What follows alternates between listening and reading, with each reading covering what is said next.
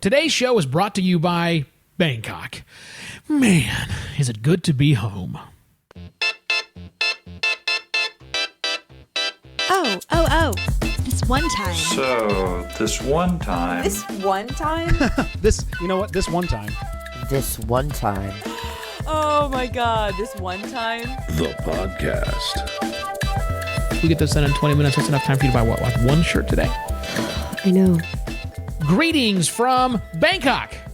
In just a moment, tales finally of my time, our time, in Palawan Island in the Philippines. But before we get there, hello, my lover. Hello, baby. And hello, everyone. I'm Sheila D. And I am Evo Terra. And have we got a story for you? We're home. Hooray. We got in last night at 1 a.m.? Oh my gosh, it was crazy. But let's not talk about that a little bit. Let's get back to what I tried to talk about last week. So sorry for the length of the show, listener. My intention was to talk about Palawan, but apparently Sheila found weird stuff to talk about from Manila. Fine. Weird stuff. It's what you were doing. Fine. Today, Palawan. I am not letting you derail it. Palawan in the Philippines is what we're going to talk about, which is fantastic. It's a beautiful place. Seriously, if you're going to go to the Philippines, there are lots and lots of places to go. I highly recommend Palawan. Now, not that I've had great experience in other places, but I'm telling you, it was awesome. And not just because, seriously, here's the deal. There's a law on the books that keeps people from littering. Before you laugh, I know there's a law on the books in your town, your country as well, that keeps people from littering. But it's not enforced. Exactly. Here it is. It was amazingly clean. There is not a lick of trash on the road. I think I saw one plastic bag floating in the ocean while we were there. It was beautiful. Amazingly clean everywhere. Amazingly clean. And they enforce it. I think it's the craziness. Remind me about this because, and I want to talk about the whole Hangover tour in just a moment. But the reason the law is, I believe, the first offense of littering is 100 pesos, which is tiny. Something like that. It's a tiny amount. It's a tiny amount. The second offense is 200 pesos. Now again, 48 pesos to the dollar. So that's about $5. That's all your fine is for your second offense. What's your third offense? You go to jail. Jail. Not overnight. Like days you spend in jail. I didn't think there was a second time. I thought it was you got fined the first time and then the second time you went. No? No. Oh, you're more generous than I am. Yeah, it is definitely that is the reality. One, 2, 3. Your third strike. We did not litter. No. Not at all. No one does in town. Anyhow, back to the lovely island of Palawan, or as I like to call it, the Four Wives Tour. You did acquire more wives. You might remember from last week's episode, listener, that I began the fam trip to Palawan after TBEX with a hangover, as is my wont. It is the way I like to experience all of my fam trips with TBEX the first day. I must have an epic hangover, and I did. Yes, you did, in abundance. We also, when we go to these fam trips, we typically don't know the majority of the participants on the trip with us. It's not just the two of us. Right. It's the two of us and usually another 6 to 8 people, yeah. And many of which we do not know. That was the case at this time. We knew we'd been on a fam trip with 2 of them, another couple before. We had met another one and spent a little bit of time here in Bangkok with her. And the third one that we knew, we'd had a conversation with in a van at one time. But the other 2 were completely new to us. Yes. We knew of each other, but we didn't know really each other. So it's always a good time to get to know people. And there's no better way to get to know someone than being completely hungover and requiring other women to take care of you because your wife's not sitting next to you on the plane. For whatever reason, they didn't put us together on the plane. I was a couple rows back and off to the side. And so your newly acquired wives, they were very generous. They said that they would let me sit with you. And I said, no. I sit with him all the time. Please take him. Yeah. They were quite awesome. So we need to do a quick shout out to my 4 wives, one of which is you, my lovely wife, obviously. Wife Prime. I can't call you wife number 1 for a variety of reasons. We're not going to get into. We've rehashed that. If you missed it on Snapchat, fine.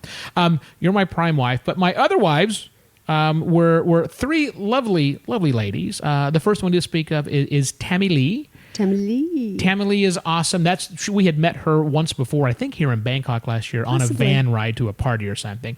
She does Tammilee tips. Yep. We'll link to that in the show notes. She was great because she also has a husband, so she's used to dealing with those of us that have the man flu when we're too hungover to do things like remember where we left our cell phone. Or did we get all of our bags out of the plane because we're kind of torn up? So thank you, Tammilee, for taking very good care for me. Next down the line, up the line, whichever way you want to go, is Jeanette, lovely Australian who glass. also has a husband. Also she used knows to how to take care of dealing with whiny, hungover husbands. Thank you, Jeanette. You can find her at travelinghoneyBird.com, I believe is her reference. We'll put a link to it in the show notes once again. Jeanette, the great thing about Jeanette is also not letting me get away with anything because Australian. Right. She will call you out. A little on the sassy side. And then also Steph, thank you, my youngest of all of the wives that I had. Steph is the same age as my kid, which is a little on the weird side. Every Steph with the PH, everysteph.com is her website if you want to check her out. She was wonderful as well. You know, now she sees why she doesn't necessarily need to have a husband anytime real soon. I was a cautionary tale for the girls. But all of us got together. We were all stuck in the same van. I don't know if we did it on purpose. I think we just wound up in the same van. Van number 1 van for the number win. 1. Driving through the lovely area around Puerto Princesa, which I'm terribly mispronouncing, I'm probably sure, which was a lot of fun, but that I mentioned I was hungover the whole time. You were. And we took this lovely, the Hangover tour, and we went to a wide variety of spots. That first day, man, we hit 7 different spots in one stinking day. Yeah, it was kind of crazy. It was a little hard for me being the master hungover. And plus, there's not like anything's close in this area. I mean, the island is kind of rustic. Well, no, all of those little spots that we stopped at, those 7, they were actually really close. They didn't seem really close. It seemed like hours on hours between the weaving and the butterfly tribal village and the dinner. And what else did we do? Dinner. The dinner was at our hotel, which was 2 hours. Oh, no. We did have a dinner in there. Yes, as a matter of fact, they did feed us. Right. Yeah. What were the highlights of the Hangover tour? Because, again, I was hungover. So my highlights was finding water. Well, and finding beer. Well, that is true. Because there was a brewery on the tour. Palawino Brewing. Palawino Brewing is the only female-owned brewery, I believe, in the Philippines. I think so. Great gals that run it. They make amazingly wonderful beer. We did a little tasting in there, which turned into me drinking more, which was great because I had a hangover and I needed the bitter to help get my system through. But they were lovely. The beer was fantastic. They have an American amber, which was wow. Yeah. Super hop forward, super great. The great thing about it was because I was on a tour with a lot of non-beer drinking people, I had lots of those samples 2 or 3 times. You didn't get mine. Well, of course I didn't get yours. Of course I didn't get yours. So that was a good time. The other, I think, highlight, not necessarily of the Hangover tour, once I slept, I felt significantly better. Then we went to the Underground River. Oh, yeah, that was neat. You and I, honey, have been to underground rivers before. Yeah, in Belize. But this was different. I mean, we're on a boat. We're with other people. I would think it was us. And it was the 4 wives again, wasn't it? Yeah, we had our island. We always, on all of our stuff, it was all the 4 wives. Me and my 4 wives. And a guide. And we had the audio headsets on, and we went through this cave. And I think this cave, they said it goes like 20 some odd kilometers. It's the longest one in the Philippines. Probably so. And I think it was the longest one until they discovered another one recently in Mexico. Maybe. So for a while, it was the longest one we knew of, this underground river, which goes through this cave. Now, unlike most places, they haven't strung lights. They're trying to really protect the interior of the cave. So we have headsets, which automatically play a soundtrack, some sort of narration along things around. All that was great and fine, except for our boat driver didn't really care too much about keeping things nice and quiet, did he? I don't know, because I kept my headphones on, but Smart. The girls behind us said, he whistled and talked the whole time. Yeah. Yeah, he certainly did. I think it's a UNESCO World Heritage Site. I believe it is. I think that entire park area has now been, and it's one of the new 7 wonders of the world. Not the original 7 wonders, but there is a new batch, and it was pretty darn cool. We only went in probably, I don't know, 1 or 2 kilometers and turned back around. And Guess what I have? I'm sorry? Guess what I have? What do you have, honey? Hyperlapse video of it. Oh, Jesus Christ. Of course you do. Why would you not have hyperlapse video if you missed last week's show? You know what we're talking about now. Wow, we're already at 10 minutes. And you've only hit 2 points. I know. We're not there. So, okay, I'm going to go through the bathroom pretty quickly here. There was a typhoon. A second typhoon. Yeah. Why not? Super typhoon. Why not go to the Philippines, your first time ever, and get hit with 2 typhoons? Good news, no such thing as global warming. Not at all.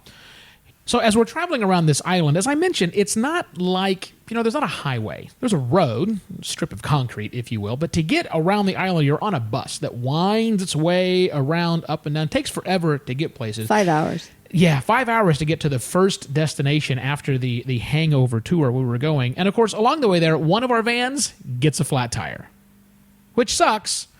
Made even worse because we had 2 vans. And now we're combined to 1. And all of the bloggers in the van number 2 got in van number 1 with us, so we're all jammed and in our it handlers. And our handlers. We are now jammed in this van like clowns in a circus car for 2 hours until we get to the place we're going to an airport so we can get on a boat to take us to the island. Well, thanks to the flat tire and probably the typhoon, we missed the boat. Yes. So there's not a lot to do here. They've got reservations for us at this wonderful place called Logan Island. Beautiful 5-star resort. But again, the boat has gone. And more importantly, the Coast Guard has shut down and said there shall be no sea travel. It's an island. We're on one big island. We've got to get to a smaller island. There's no way to get to the other island unless you're on a boat. So, rather than risk the wrath of the Coast Guard, I guess, they decided to, instead of sending us on the nice, even-keeled, smooth-sailing outrigger boat, we just used the regular little small transport boats they used to get people from the dock to the nice big boat. So, we climb on 2, you can call them speedboats if you want to. I call them like hard-shelled dinghies. And we braved the waves. We all had to wear not only life jackets, but also these giant yellow rain slickers. We looked like the Morton Salt guy and gal. I guess she's a gal, isn't she? And sea spray the entire time. Luckily, our suitcases, they put them inside of these giant dry bags. They were in the middle of the boat. We're all sitting around the edge of this open-sided, outboard motor craft. And there's two boats. Slamming up and down the waves that were nonstop. Because, did I mention typhoon? Super typhoon. We braved it for 45 minutes. We're in this boat, slam, slam, slam, slam, to get to the resort. And the resort is beautiful.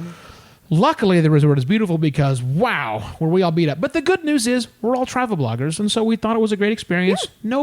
We roll with it. Nobody fell overboard. Nobody bitched about it, too much. And it was a good time. I hyperlapsed it. Of course you hyperlapsed it. Of course you did. We finally get to Logan Island Resort, which is part of El Nido, which, by the way, as I didn't mention before, is Spanish for the Nido. Get to El Nido, Logan Island Resort, which is lovely. Rooms over the top of the water, a beautiful little lagoon that's nice and calm. So the ocean is raging outside, but the lagoon is calm. Yeah. The bungalows on top of the lagoon were lovely. We didn't have one of those. No. I heard they were sold out. But we had a beautiful view from our room. Exactly. Beautiful, nice cove. It's like Jurassic Park, but no velociraptors. Thank goodness. Velociraptors. It was great. Really, really good spot in there. We did some snorkeling, which was good. Snorkeling when you're that close to mainland isn't ever great, but the visibility was kind of meh. But the reef around that area, the coral is fantastic. So you've got to snorkel when you go. Yeah, I don't think I've ever seen that vibrant of coral, and we've snorkeled quite a bit. Yeah, in our travels, we certainly have. Great, lots of fish species, lots of clownfish floating around, parrotfish, like swarms of them. Really, really great. Very easygoing snorkeling spot. I think the best though was the party on the beach, the private party on the beach. Yeah, so I mean, this resort's already rather quiet and exclusive because the cheapest room, from what I hear, goes for $550 a night. That's Yeah. U.S., not pesos. $550 US a night, up to around $2,000. So it keeps the riffraff like us typically out who were there on a fam trip. But they had a private party for us on a beach around on the other side of the island. Now, I had been to this beach previously that day. I'd done a hike up over the mountain and down, which was hot and sweaty and not worth talking about. But we got to the beach down below, and there are some buildings that looked like they had started to build a resort there, but then they had abandoned it and wasn't really sure what was going on. That's where dinner was that night.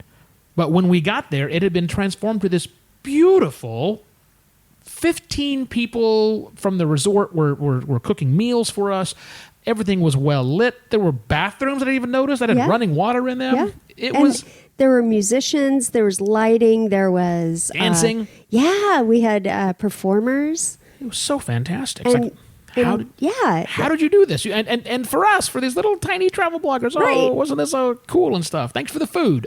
It was amazing. It was the coolest thing. I have no idea how much that private dining experience cost, but wow.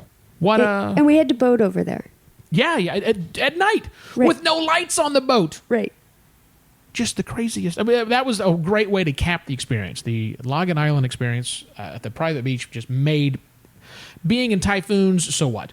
We didn't get to go on the island hopping tour because of the typhoon, but so what? I mean, that private beach through the dark on the crazy waves of the ocean is It was amazing. just so Just fantastic. amazing. Just so fantastic. And best part of all, we found postcards when we got back to Manila. Man, we weren't sure we were going to find postcards. No. Manila's a little weird of a town, and we didn't see postcards anywhere. But we went to the city center, the Which was old really cool. Spanish Quarter, which was kind of cool, and we finally found a place that sold postcards and luckily stamps. as well. Yes, Kept the all whole at thing. once. So if you are a supporter of ours, your postcard is in the mail. We sent it out yesterday, or I guess by the time this show goes out, maybe a week ago. You'll have it anytime. It should be showing up. I have to say, I think out of all the postcards we've sent, those are my favorite. If you would like one, we might have a couple of extras. And I know we certainly have extras from the rest of our tours, and we'll do more next month. Patrons get these. Go to patreon.com/OPP Travelers or shivo.wtf/postcards and get signed up right now. Our music is by Valea Valea, Thanks for listening, listener. I am Evo Terra. and I'm Sheila D. For more information about us, all the stuff that we do, probably 1,000 hyperlapse videos from the lovely Sheila D. Oh, man, all so much more. Check us out online on our social media properties, or just go to shivo.wtf.